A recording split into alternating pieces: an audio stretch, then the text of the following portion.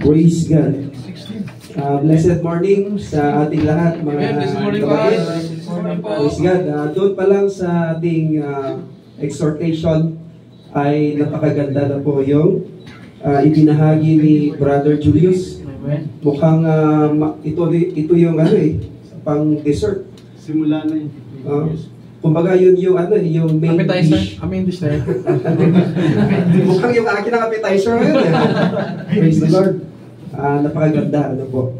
Gaya ng sinabi kanina ng ating presider, welcome to our beautiful ladies na visitors sa ngayon. And welcome back, Brother Joros. Amen. Sister Christine. Praise God.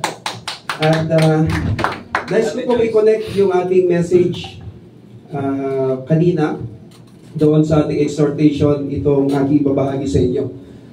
Nice ko muna magsitayo tayo lahat. Tayo muna ay manalangin. Panginoong Diyos, salamat po muli sa mga sandali ito. Salamat po sa mga awitin, sa iyong mga banal na salita na ating napakinggan kanina, Panginoong Diyos, na nakakatulong to minister in our hearts. Maraming salamat po. At ganoon din po, pakalinisin mo po ang bawat isa sa aming pagiginig sa mga sandaling ito. Let your Holy Spirit help me to deliver your message, Panginoong Diyos. Anuman ang mensahe mo sa bawat isa sa mga sandaling ito, ay magrema po ito sa aming mga puso at aming may pamuhay. Lahat ng ito, we pray in your Son, Jesus. In Jesus' name we pray. Amen. Amen and amen. Praise God. Ang aking babahagi sa inyo ngayon is 4 ways to have a good start. Can you repeat the words, good start? Good start. Praise God.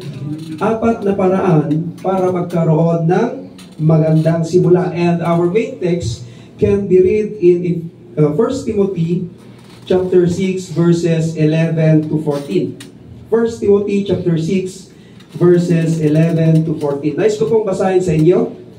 Sabi dito, ngunit ikaw, o tao ng Diyos, layuan mo ang mga bagay na ito at sumunod ka sa katwiran, sa pagiging maka-Diyos, sa pananampalataya, sa pag-ibig, sa pagtitiis, at sa kaabuan. Makipaglaban ka sa mabuting pagkikipaglaban ng pananampalataya. Panghawakan mo ang buhay na walang hanggan, na dito'y tinawag ka, at ipinahayag mo ang mabuting pagpapahayag sa harapan ng maraming mga saksi. Verse 13, sa harapan ng Diyos na nagbibigay ng buhay sa lahat ng bagay at ni Kristo Jesus na nagpapatotoo ng mabuting pagpapahayag sa harapan ni Poncio Pilato, inaatasan kita. Verse 14, naingatan mong walang dungis at walang kapintasan ang utos hanggang sa pagpapakita ng ating Panginoong Jesucristo. 1 Timothy chapter 6 verses 11 to 14. Last Friday, ang aking binahagi sa inyo is, sino nakakaalala? Fresh start o panibagong simula. At hindi tayo makakapagsimula ng panibagong simula kung dala-dala pa rin natin yung ating lumang buhay. O kaya yung mga kasalanang ginagawa pa rin natin. Or yung mga rejections, failures, at iba pa. Gaya ng ating exhortation kanina. Ano po? 2 Corinthians chapter 5 verse 17. Dapat kabisado natin yung talata na iyon. This time, I will be sharing 4 ways to have a good start. Mga 4 na paraan para magkaroon ng magandang simula upang kung paano ang maging isang tao ng Diyos ayon sa Biblia. The book of 1 Timothy ay isinulat ni Apostol Paul noong ika-4 na paglalakbay niya bilang isang misyonero or Apostle Paul's 4th missionary journey. At ang purpose ng kanyang sulat kay Timothy sa Efeso or Church of Ephesus ay upang turuan siya kung paano pamunuan ang simbahan doon. Itong kanyang sulat ay nagbibigay ng kaibahan sa mga errors o pagkakamali or false teachings and temptations dahil itong mga false teachers na ito ay mga greedy lustful o sakim, na nililinlang at tinutukso ang mga iglesia sa Efeso na pinamumunuan ni Timoteo. Kaya si Apostol Pablo ay naghahatid ng isang matibay at malinaw na utos o mandato kay Timoteo na panatilihin ang kanyang patutuo. To maintain his testimony. Panatilihin ang kanyang pananampalataya. To maintain his faith. At ipaglaban kung ano ang totoo at tama. To fight for what is true and what is right. Okay, balik tayo sa ating main text. Sa verse 11. Ayun. Okay, verse 11. Sabi doon, ngunit ikaw, na lingkod ng Diyos. Dito kasi sa version ng aking Bible, sabi dito, ngunit ikaw, same lang din, o tao ng Diyos. Sa English, but you, man of God. Pause muna tayo doon. The man of God, o ang tao ng Diyos dyan na tinutukoy, o tumutukoy kay Timothy, or Timoteo. Karagdagang information lang para sa inyo mga kapatid. Timothy means, sino nakakalam? One who honors God. Kaya magandang ipangalan yung pangalang Timothy sa ating mga anak. Ano po? Kung itutuloy natin ang pagbasa sa verse 11, si Apostol Pablo ay sumulat kay Timothy para sa babala or warning sa mga maling aral at maling usapin ng mga bulaang guro or false teachers at nagbibigay ng kaguluhan o kalituhan sa simbahan ng Efeso. Nang mga panahong yan, si Apostol Pablo ang namumuno sa mga iglesia. Kaya nga nang sabi ni Bro Julius kanina. At sumusulat siya sa mga iglesia or churches. Kasi nga, isa siyang tent maker. Ano yung tent maker? Church planter.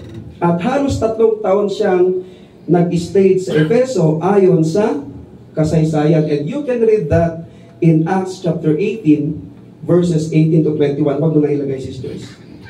Mas matagal siyang tumira sa Efeso kaysa sa ibang lugar. Pagkatapos niyang simulan ang kanyang mga ministries as missionary. At itong Church of Ephesus ay isang matatag na simbahan. At si Timothy ang ipinadala ni Apostol Pablo bilang pastor doon. 1 Timothy chapter 1 verse 3. Sabi ng Apostol Pablo kay Timoteo, as I urge you, when I went into Macedonia, stay there in Ephesus, so that you may command certain people not to teach false doctrines any longer. Nang mga panahong yan ay isang batang pastor pa si Timothy. 1 Timothy chapter 4 verses 11 to 12. Command and teach these things.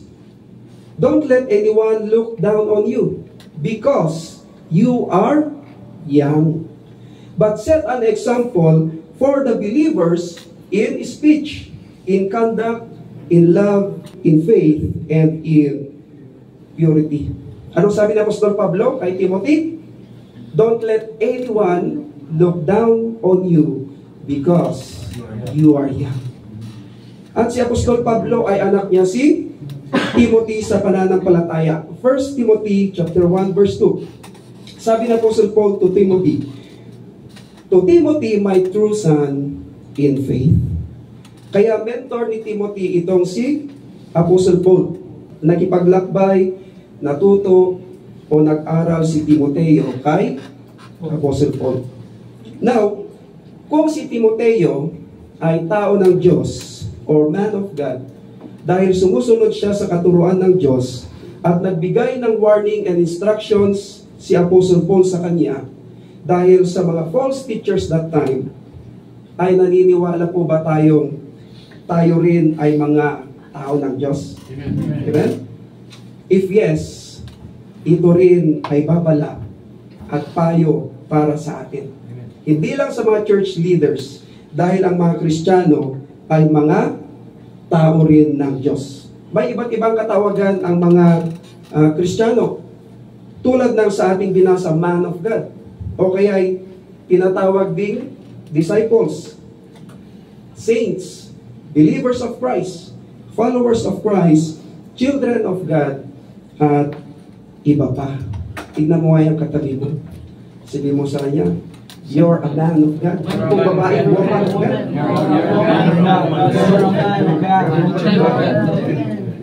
Praise God.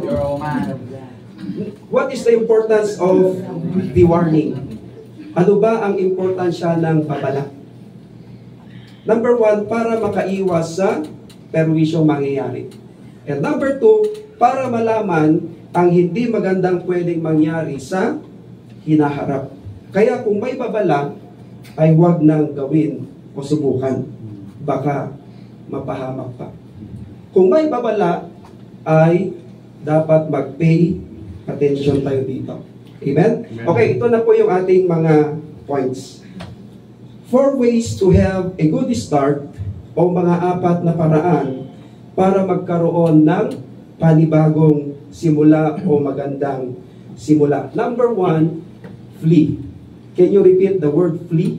Flee. F-L-E-E. No? Okay, lumayo sa Tagalog. Ang other term ng flee is run away. Ano po? According to Merriam-Webster Dictionary, the first definition, flee meaning to run away, often from danger or evil. Tingnan natin sa ating main text in verse 11. Sabi doon, ngunit ikaw, o tao ng Diyos, layuan mo ang mga bagay na ito. Pause muna tayo doon. Mayroong ipinapalayo kay Timoteo na tao ng Diyos. Ang tanong, ano kaya ang mga ito? Tingnan natin sa buong chapter ng chapter 6. 1 Timothy chapter 6 verses 20 to 21. Sabi dito, Timoteo, pakaingatan mo ang ipinagkatiwala sa iyo. Iwasan mo ang mga usapang lumalapastangan sa Diyos at ang mga pagtatalo tungkol sa hindi totoong karunungan. Dahil sa kanilang pag-aangking mayroon sila nito, may mga nalihis na sa pananampalataya. Sumainyo ang kagandahang loob ng Diyos. Ano ang mga ipinapalayo o ipinapaiwas kay Timoteo? Mga usapang walang kabuluhan o mga usapang lumalapastangan sa Diyos at pagtatalo. Dahil dyan ay may mga nalihis na sa pananampalataya nila kay Kristo. Natangay na ng mga hindi katotohanang mga aral. Gaya ng sinasabi ng Scripture na hindi totoong karunungan. Kaya careful tayo sa ating mga pinapakinggan. Lalo na sa ating kapanahunan ngayon. Di ba? Ang daming mga ang gagaling na mga iba't ibang mga preachers at yung kanilang mga teachings and motivations ay ang gaganda. Hindi lang mga preachers, ang daming mga magagandang pakinggan na motivational. Pero yun pala ay hindi Bible-based, kundi sarili lang nilang kaalaman at karunungan. Ano pa? 1 Timothy chapter 6 verses 3 to 5. Sabi dito, kung nagtuturo ang sinuman ng ibang katuruan at disang-ayon sa mga tunay na salita ng Panginoon at sa mga aral tungkol sa pagiging makadiyos, siya ay nagyayabang, ngunit walang nalalaman. Sakit na niya ang manuligsa at makipagtalo tungkol sa mga salita. Bagay na humahantong sa inggitan, alitan, kutyaan at masasamang hinala. Mahilig din siyang makipagtalo sa mga taong baluktot ang pag-iisip at di kumikilala sa katotohanan. Ang mga taong ito'y nag-aakala na ang relihiyon ay paraan ng pagpapayaman. Praise God. Ano pa ang mga ipinapalayo o ipinapaiwas kay Timoteo? Mga ibang aral o kaya mga ibang mga katuruan. Yung mga katuruan na hindi itinuro ng mga apostol. Dahil yung ibang aral na tinutukoy dyan ay hindi sumasang-ayon sa salita ng Panginoon, kundi laban sila sa salita ng Panginoon. Sabi nga ni Apostol Pablo, ang tawag niya sa ganong tao ay mga palalo. In King James Version is proud o mapagmataas na tao. At sa totoo lang ay wala silang nauunawaang anuman sa salita ng Diyos. Ang gusto ay haka-haka, pagtatalo at pagpapayaman gamit ang relihiyon. At dahil dyan, yan ang pinagmumulan ng inggit, away, pagtatalo, debate, paninirang puri o chismis na walang katotohanan, mga masasamang hinala o masasamang pag-iisip sa kapwa, o kaya'y maling akala. At maraming nalilihis o nadadaya sa tunay na pananampalataya nila kay Kristo dahil sa mga ito. Ngayon, kung tayo rin ay mga tao ng Diyos, ay iwasan din natin yung mga ipinapaiwas o ipinapalayo kay Timoteo na tao ng Diyos. Amen? Praise God. Ano pa ang dapat nating iwasan o layuan bilang mga tao ng Diyos? All kinds of ungodliness o lahat ng uri ng kasamaan. Galatians chapter 5 verses 19 to 21. Sabi dito, hindi maikakaila ang mga gawa ng laman, pakikiapid, kahalayan at kalaswaan, pagsamba sa Diyos-Diyosan, pangkukulam, pagkapuot, pag-aaway-away, pagsiselos, pagkakagalit, at kasakiman, pagkakampi-kampi, at pagkakabaha-bahagi, pagkainggit, pagpatay, paglalasing, walang habas na pagsasaya, at iba pang katulad nito. Muli ko kayong binabalaan. Sabi ng Apostle Paul, ang gumagawa ng mga ito ay hindi magkakaroon ng bahagi sa kaharian ng Diyos. Praise God. Kaya ang isa sa magandang simula or to have a good start in life ay lahat ng uri ng kasamaan ay dapat iwasan ng tao ng Diyos at mamuhay na sa kabanalan. A man of God must avoid all kinds of ungodliness and live in godliness. Amen. Amen? Amen. You cannot have a good start in life if you're still living in ungodliness. Amen. Hindi ka magkakaroon ng magandang simula sa buhay kung namumuhay ka pa rin sa kasamaan. Kaya inuulit ko, ang point number 1 natin mga kapatid is to flee or run away o lumayo sa mga false doctrines or false teachings at sa lahat ng uri ng kasamaan na binabanggit sa Biblia upang magkaroon tayo ng magandang simula. Amen? Amen. As a church, mas magandang magsaliksik tayo at panghawakan ang mga totoong wisdom or truth in the Bible. At iwasan din natin yung mga maling usapin o maling pag-iisip o maling akala sa bawat isa upang magkaroon tayo ng mas magandang simula at mas magandang relasyon sa bawat isa. Amen? Okay, number 2, to have a good start. Number 2 is follow. Can you repeat the word follow? Follow. O, ano yan sa Tagalog? Sumunod. Amen. Kung may ipinapaiwas o ipinapalayo, ngayon naman ay mayroong ipinapasunod si Apostol Pablo kay Timoteo bilang tao ng Diyos. Balikan ulit natin ang ating main text sa verse 11. Matapos sabihin ni Apostle Paul kay Timothy na layuan mo ang mga bagay na ito, ang sumunod niyang instructions ay sumunod ka sa katwiran, sa pagiging makadiyos, sa pananampalataya, sa pag-ibig, sa pagtitiis, at sa kaamuan. Ang kagandahan kay Timoteo bilang man of God at anak ni Pablo sa pananampalataya at tinuruan niya ito ay sumusunod siya sa kanyang magulang sa espiritual. Sino yun? Si Apostol Pablo. Gaya ng sinasabi ni Apostol Pablo sa verse 13, inaatasan kita, I charge you, sabi niya kay Timoteo. Hindi iniisip ni Timoteo na mas magaling na siya kay Apostol Pablo. Kung ikaw ay sumusunod sa leader mo, ay tiyak na sumusunod ka rin sa Diyos na pinaglilingkuran mo. Amen? Hindi pwedeng pasaway ka sa leader mo at tapat ka sa Diyos. Praise the Lord. Sa ating paglilingkod, sino-sino ang ating mga magulang sa spiritual? Dapat din natin silang sundin at igalang. Kung pagdating sa kabanalan, kahit mas bata pa sila sa inyo.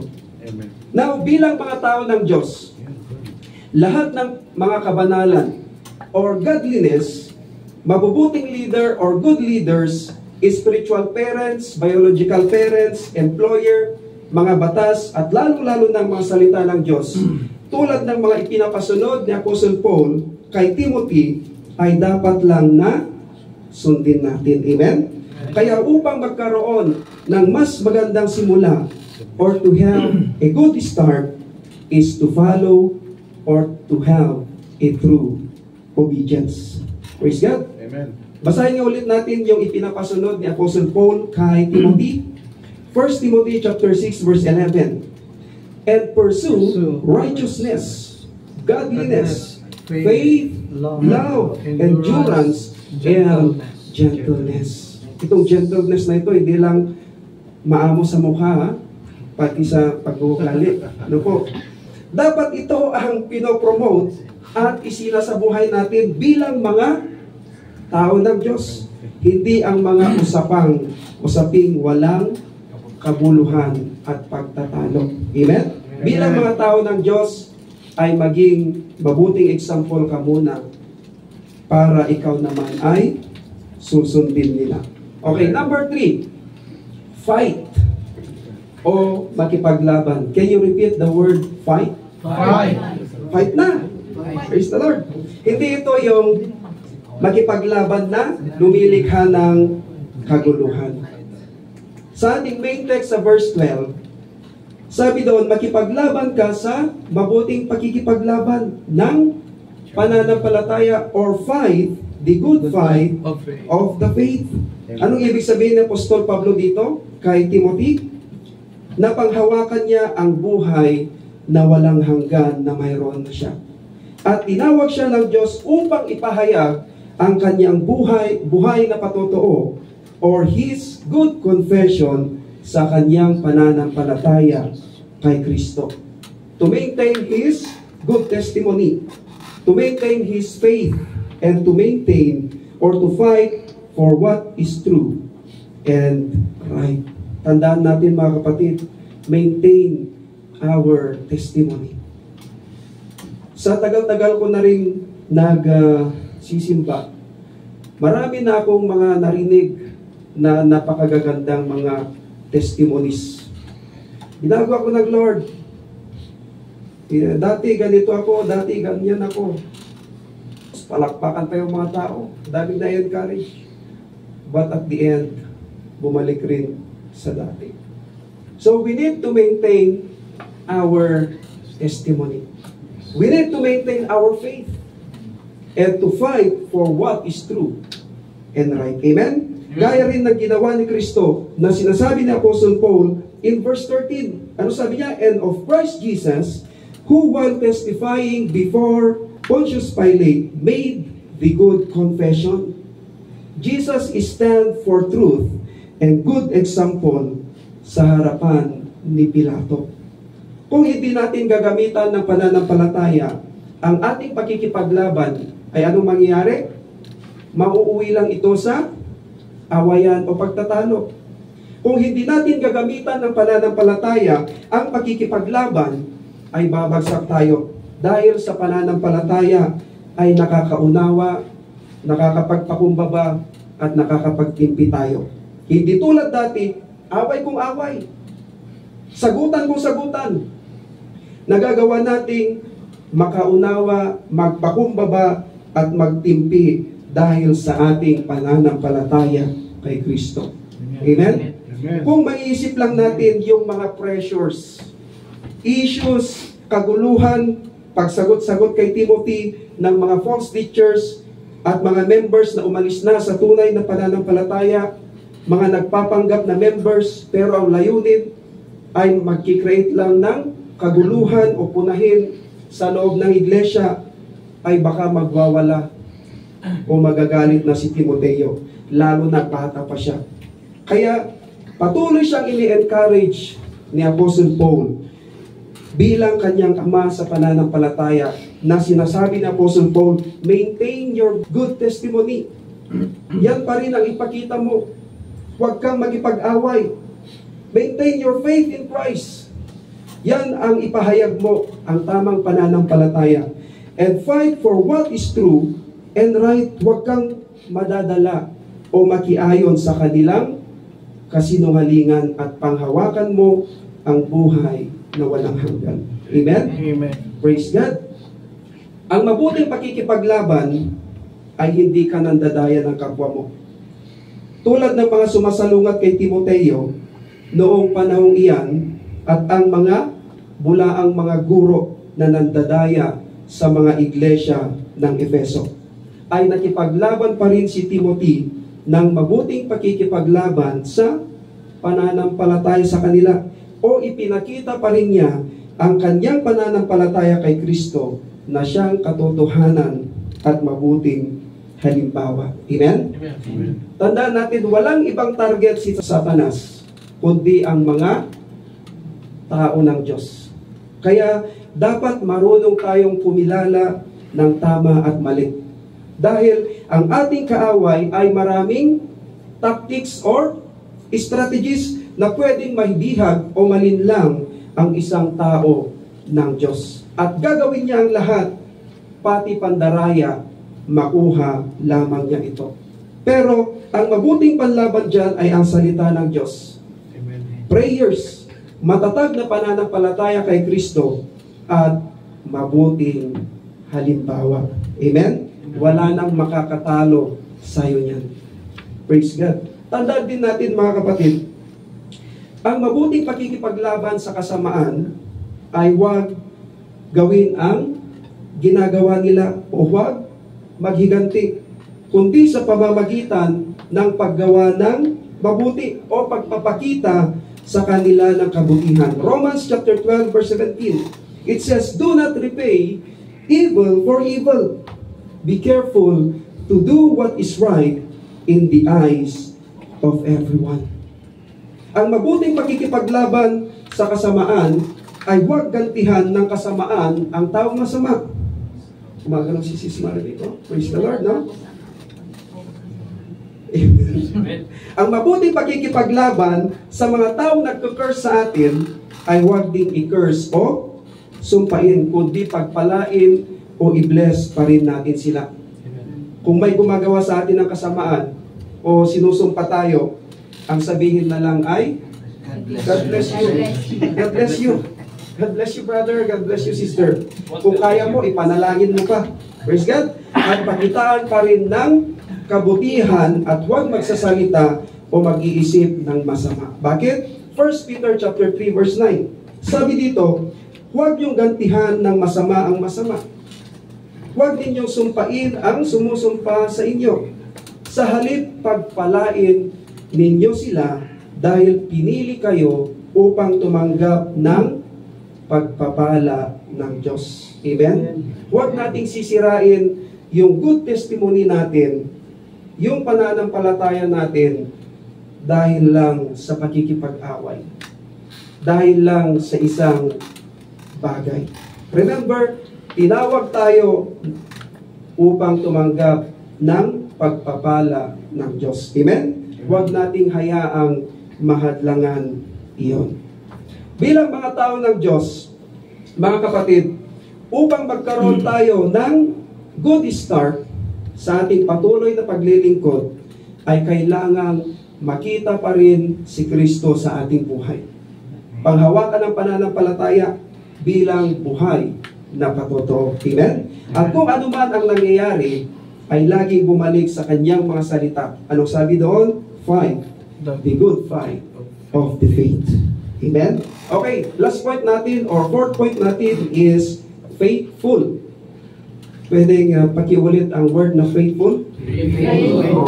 O kaya'y tapat. Tapat. Sabi nga ng isang kapatid, balik na rin mo daw yung tapat na word.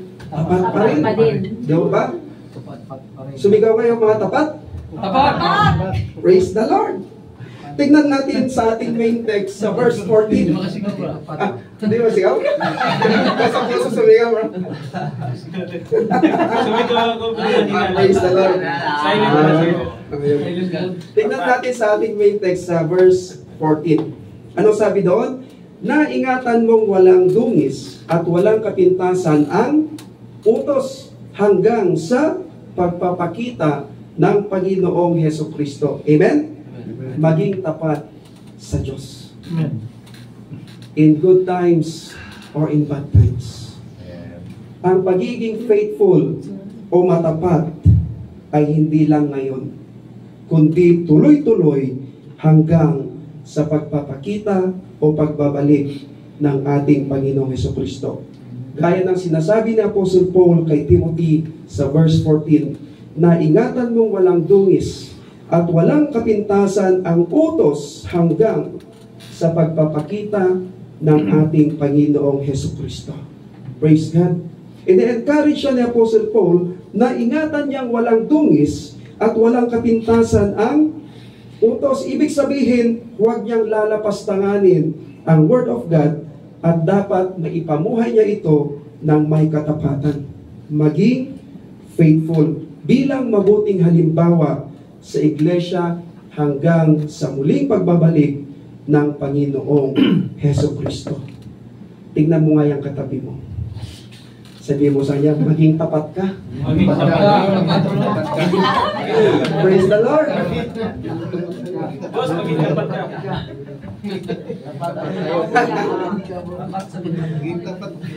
Praise God. Kahit matagal man ang pag-aantay sa pagbabalik ng ating Panginoong Jesus, ay manatili pa rin tapat sa Kanya. Amen. Amen? Huwag tayong maiinip. Sa paanong paraan, tapat sa Kanyang mga salita, mga utos, gaya ng sinasabi ng ating scriptures in verse 14. Ano ulit yung sabi ni Apostle Paul kay Timothy? Na ingatan mong walang dungis at walang kapintasan ang utos hanggang sa pagpapakita ng ating Panginoong Hesukristo. Amen? Sa ating personal na buhay ay napakahalaga ng katapatan or faithfulness. Amen? Amen. Sa bawat isa, sa pamilya, sa asawa, employer, kaibigan, sa ating mga pangako, sa ating sarili, sa ating paglilingkod, sa ating leader, at lalong-lalo na sa ating Diyos. Amen? Amen. Lahat ng mga tapat, magsabi ng Amen? Amen! Praise the Lord! Ang katapatan or being faithful ay napakahalaga sa isang relasyon. At ang idinudulot nito ay masaya at malusog na relasyon sa Diyos at sa kanino man. Brothers and sisters, be faithful. Amen. Maging tapat pa rin kahit ang iba ay hindi tapat sa iyo. Manatiling tapat kahit ang iba ay hindi tapat sa iyo. Amen? Balik tayo sa ating pinag-uusapang mga talata. At ini-encourage tayo nito na mas maganda na magkaroon ng good start sa pagiging matapat or being faithful. Hindi lang ngayon, kundi tuloy-tuloy hanggang sa pagbabalik ng ating Panginoong Hesukristo. Amen? Amen. Kung tapat tayo sa Diyos, ay magiging tapat din tayo sa ating mga mabubuting relasyon. Amen? Amen. Sabi nga ng ating Panginoong Jesus in Matthew chapter 25 verse 23, "Well done, good and faithful servant. You have been faithful with a few things. I will put you in charge of many things. Come and share your master's happiness." O kaya yung maririnig natin sa ating Panginoong Jesus sa kanyang muling pagbabalik na I never knew you o hindi ko kayo nakikilala. Dahil hindi naging tapat ang mga ito kundi paimbabaw o mapagkunwari lang sila. Sino ang nire-recognize, binibless, pinagkakatiwalaan at kagalakan ng ating Panginoong Jesucristo? The faithful one, mga tapat, not the unfaithful or hypocrites. Praise God! Sa ating pagtatapos, upang magkaroon tayo ng good start o mabuting simula, ay lumayo sa lahat ng uri ng kasamaan or flee from all ungodliness. Kabilang yung mga nagagawa natin ngayon na hindi mabuti. Sumunod sa lahat ng kabanalan or follow or obey all godliness. Makipaglaban ng mabuting pagkikipaglaban sa pananampalataya or fight the good fight of the faith. Be a living testimony. At maging tapat hanggang sa pagbabalik ng ating Panginoong Jesucristo. Hindi yung tapat ka ngayon, bukas hindi. Kinabukasan, tapat ulit. Kinabukasan, hindi ulit. Praise the Lord. Or be faithful until the appearance or until the second coming of the Lord Jesus Christ. Do you desire a good start in life? Gusto mo ba ng mabuting simula sa iyong buhay ngayon? Madali lang tandaan ang ating pinag-aralan. 4 lang na letter F. Ano mga yon? Flee, follow, find, and faithful to have a good start in your life as a man and woman of God, hindi lang sa simula, kundi tuloy-tuloy. Palakpakan natin ang ating Panginoong Diyos. Praise the Lord. Let's go. Magsitay tayo lahat. Let me end it with a prayer. Panginoong Diyos, muli salamat sa iyong mga salita na nag-remind na naman sa amin. Salamat sa iyong mga salita, Panginoong Diyos, na nagbigay ng pagtutuwid, pagtuturo sa amin, Panginoong Diyos. Mga kapatid, kung ikaw man ay hinipon ng Diyos, kung ikaw man ay nirebuke ng salita ng Diyos, kung ikaw man ay itinutuwid ng salita ng Diyos, kung ikaw man ay nire-remind ng salita ng Diyos, pay attention. Upang makaiwas tayo sa mga perwisyo in the future sa ating buhay.